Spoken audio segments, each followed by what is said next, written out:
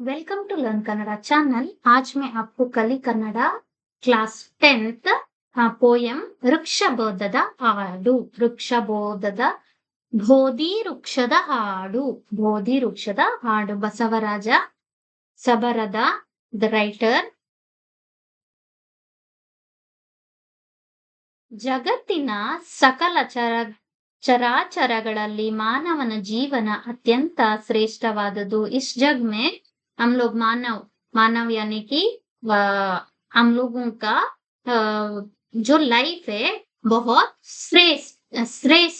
श्रेष्ठवादुದು. अत्यंत बहुत श्रेष्ठ है. ಮಾನವನ ಜೀವನ ಸಾರ್ಥಕತೆ ಪಡೆಯಬೇಕಾದರೆ ಮೊದಲು ತನ್ನನ್ನು ತಾನು ಅರಿತುಕೊಳ್ಳಬೇಕು. यानी कि हम लोगों का लाइफ को यदि पहचानना चाहिए तो पहले अपने आप को पहचानना जरूरी है. ಆತ್ಮ ಸಾಕ್ಷಾತ್ಕಾರ ಹೊಂದಬೇಕು, ನಂತರ ಸಮಾಜದ ಅಂಕುಡೊಂಕುಗಳನ್ನು ತಿದ್ದುವ. पहले अपने आप को सही करना है, उसके बाद हम लोग अपना समाज का जो प्रॉब्लम्स है उसको हम लोग ಶಾರ್ಟ್ ಔಟ್ कर सकते हैं. ಜನರ ದುಃಖವನ್ನು ಪರಿಹರಿಸುವ ದಿಕ್ಕಿನಲ್ಲಿ ಜೀವನವನ್ನು मुड़ुपागिरिसबेकु. यानी लोगों का हैप्पीनेस सैडनेस को समझने का कोशिश हम लोग कर सकते हैं जब हम खुद से अपना आप को समझ जाएंगे तो. ಈ ರೀತಿ ಬಾಳಿ ಬದುಕಿದವರಲ್ಲಿ ಗೌತಮ ಬುದ್ಧನು ಒಬ್ಬನು. इसमें से गौतम बुद्ध एक है. ಲೌಕಿಕ ಸುಖ ಭೋಗಗಳಿಂದ ಜೀವನದ ಗುರಿ ಸಾಧಿಸಲು ಸಾಧ್ಯವಿಲ್ಲ ಎಂಬುದನ್ನು ಅರಿತ ಬುದ್ಧನು गृहस्थ जीवनವನ್ನು ತ್ಯಜಿಸಿ, यानी कि यदि गृहस्थी में यदि वो चले जाएगा तो लोगों के लिए मैं कुछ कर नहीं सकता हूँ करके सोच के वो अपना गृहस्थी को छोड़ दिए. गृहस्थी को छोड़ के बदुकिನ सत्य ಕಾಣಲು ಕಾಡನ್ನು ಅಲೆದನು. यानी कि लाइफ के बारे में जान पहचान करने के लिए वो कहाँ जाता है, जंगल में चले जाता है. ಬೋಧಿ ವೃಕ್ಷದ ಕೆಳಗೆ ತಪಸ್ಸನ್ನು ಆಚರಿಸಿ, यानी कि पेड़ का नीचे बैठ के बोधि वृक्ष उसके नीचे बैठ के वो अपना ध्यान पे लग जाता है. तपस्से यानी ध्यान करना. ಮಹಾಜ್ಞಾನಿಯಾಗಿ ಜೀವನ ಪ್ರೀತಿಯತ್ತ ಸಾಗಿದ ರೀತಿಯೇ ಕವನದ ತಿರುಳಾಗಿದೆ. उसके बाद वो एक महान ज्ञानी बन जाता है. ಬುದ್ಧನಂತೆಯೇ ಪ್ರತಿಯೊಬ್ಬರು ಬುದ್ಧ ಜೈಸ ಹರ್ ಏಕ್ ಲೋಗ್ ತನ್ನ ತಾನು ಅರಿಯುವುದರೊಂದಿಗೆ अपने आप को समझने के साथ साथ ಬದುಕಿನ ನಿಜವಾದ ಅರ್ಥ ತಿಳಿದು हमारा जीवन का सही मार्ग पहचान के जीवनದ ಮೌಲ್ಯಗಳನ್ನು ರೂಢಿಸಿಕೊಳ್ಳಬೇಕು. अपना लाइफ का क्या इम्पोर्टेंट है करके उसको हम लोग सही तरीके से पहचान के आगे जाना चाहिए. ಸಮಾಜದಲ್ಲಿ ಒಂದಾಗಿ ಬಾಳಬೇಕು. इस वर्ल्ड में एकता बनके जीना चाहिए. ಜೀವ ಪ್ರೀತಿಯ ಎದುರು ಎಲ್ಲವೂ ನಶ್ವರ ಎಂಬ ನಿಜ ಸಂಗತಿಯನ್ನು ಬುದ್ಧನ ಜೀವನ ವೃತ್ತಾಂತದ ಮೂಲಕ ಕವಿ ಹೇಳುತ್ತಿದ್ದಾರೆ. इसके यानी बुद्ध का जीवन के बारे में यहाँ पे बोला गया है. इसके बाद ಸಿದ್ಧಾರ್ಥ ಬುದ್ಧನಾದ ಪರಿಚಯ ನೀವು ತಿಳಿಯಿರೆ, ಯುದ್ಧ ಬಿಟ್ಟು ಪ್ರೀತಿ ಕೊಟ್ಟು ಕಥೆಯ ನೀವು ಕೇಳಿರೆ. सिद्धार्थ यानी बुद्ध का नाम था सिद्धार्थ. उसके बारे में आप पहचान जानते हो क्या करके कवि यहाँ पे पूछते हैं.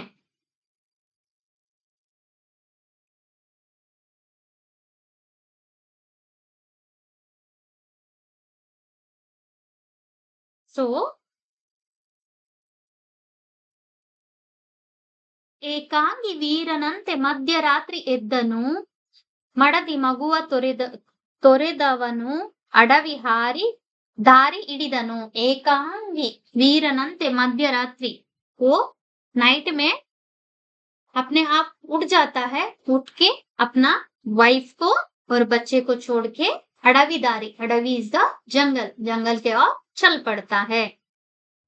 ಅರಮನೆಯ ಮೋಹವನ್ನು हरिदु हाकी होदनु. यानी कि वो महल में रहता था. महल में यानी इतना बड़ा इसमें रहता था. वो सब कुछ छोड़-छाड़ के वो चले जाता है। ಗೊತ್ತು ಗುರಿಯು ಇಲ್ಲದಂತೆ कत्तलಲ್ಲಿ ನಡೆದನು कहा जाता है वो जाता है जंगल में। उसको पता नहीं है कि वो कहाँ जा रहा है, क्या कर रहा है, कुछ उसका मन में नहीं रहता है। वो चले जाता है, उठ के वो चले जाता है। उसके बाद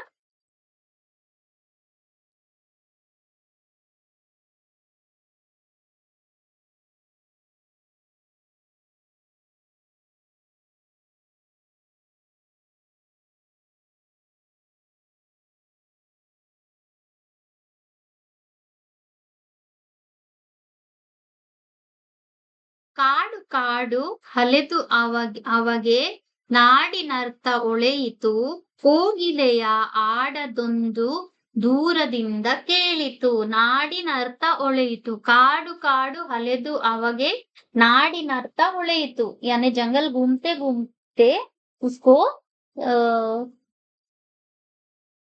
नाडिनर्थ ಒಳೆಯಿತು यानी कि उसको इसमें यानी कि गांव में रहते हुए क्या होता है करके पता चला। ಕೋಗಿಲೆಯ ಆಡದೊಂದು ದೂರದಿಂದ ಕೇಳಿತು, कोयल का गाना दूर से उसको आवाज आता है। ಬೆಳ್ಳಿ ಚುಕ್ಕಿ ಬಾನಿನಲ್ಲಿ ಆಗ ತಾನೆ ಬೆಳಗಿತು, ಬೆಳ್ಳಿ ಚುಕ್ಕಿ ಬಾನಿನಲ್ಲಿ यानी कि धीरे धीरे से क्या बोलते हैं सनराइज होता है। ಬೋಧಿ ವೃಕ್ಷದಲ್ಲಿ ಮಹಾ ಬೆಳಕೊಂದು ಕಂಡಿತು। वो जिस पेड़ का नीचे बैठा रहता है वहां पे लाइट आ जाता है। ಮರವ ಅಪ್ಪಿದಂತೆ ಬಳ್ಳಿ ಹೂವ ಮುಡಿದು ನಕ್ಕಿತು यानी कि वो पेड़ को हप्पी यानी कि पेड़ को हग किया जैसा हुआ मुड़िदु नक्कितु। बಳ್ಳಿ बಳ್ಳಿ यानी कि क्रीपर क्रीपर हुआ मुड़िदु नक्कितु। फ्लावर को क्रीपर के ऊपर फ्लावर रहता है वो हंसता है। हक्कियೊಂದು ತನ್ನ ಮರಿಗೆ ಗುಟುಕು ಕೊಟ್ಟು ಹಾರಿತು। उसके बाद एक पक्षी अपना बच्चे को खिला के भागता है। ಹುತ್ತಿನಿಂದ ಇರುವೆ गुंपु सालुगट्टी ನಡೆಯಿತು। वहीं पे एक उत्ता उत्ता यानी कि वो हम लोग क्या बोलते हैं आप देखे होंगे सांप सांप जहाँ रहता है वो क्या वो इंसेक्ट उसका घर बनाता है ना वहां पे कई बार क्या रहता है एंट रहता है। एंट्स गुंपु कट्टी उत्तिनिंद इरुवे गुंपु सालुगट्टी ನಡೆಯಿತು। एंट्स बंच बंच होके चलने लगता है। ಬೆಳ್ಳಕ್ಕಿ इंडुगट्टी बानी गेणी गेणी आकीतु। बेಳ್ಳಕ್ಕಿ बेಳ್ಳಕ್ಕಿ यानी कि आप देखे होंगे एक बर्ड जो है वो ज्यादातर खेत में रहता है व्हाइट कलर का। वो गुंपु कट्टी एक बंच बन के यानी एक साथ बहुत सारा बानी गेणी आरीतु हाकीतु यानी कि उड़ जाता है। ಕಾಡ ತುಂಬ ಪ್ರೀತಿ ಒಳೆಯು ಕೂಡಿದೆಯಂತೆ ಹರಿಯಿತು।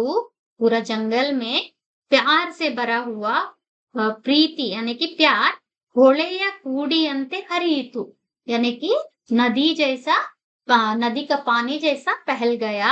ಗೂಡಿನಲ್ಲಿ ಹಾಡು ಹುಟ್ಟಿ ಹೊಸ ರಾಗ ಕೇಳಿತು। ಗೂಡಿನಲ್ಲಿ गूडू यानी कि नेस्ट नेस्ट नेस्ट से सिंगिंग शुरू हो जाता है। वो एक नया वॉइस सुनता है। ಮಕರದಿಂದ ಸವಿಯಲೆಂದು ದುಂಬಿ ಹೂವ ಸೇರಿತು यानी कि क्या हनी बी जो है वो फ्लावर का नेक्टर जो है उसको खींचने लगा। गिಡ ಗಿಡವು ಅಪ್ಪಿಕೊಂಡು ಕುಣಿಯುವಂತೆ ಕಂಡಿತು। सारा पौधा एक साथ डांस करते हुए अपना अंग करते हुए डांस करते हुए दिखता है। ಕಾಡಿನಿಂದ ಎದ್ದ ಅವನು ನಾಡಿನತ್ತ ಹೊರಟನು। उसके बाद वो जंगल से उठ के गांव के तरफ आता है। ಪ್ರೀತಿಯನ್ನು ಹುಡುಕಿಕೊಂಡು ಜನರ ಕಡೆಗೆ ಬಂದನು। प्यार को ढूंढते ढूंढते वो लोगों के पास आता है। ತಪಸ್ಸಿಗಿಂತ ಪ್ರೀತಿ ಜೀವ ಪ್ರೀತಿ ದೊಡ್ಡದೆಂದು ತಿಳಿದನು यानी कि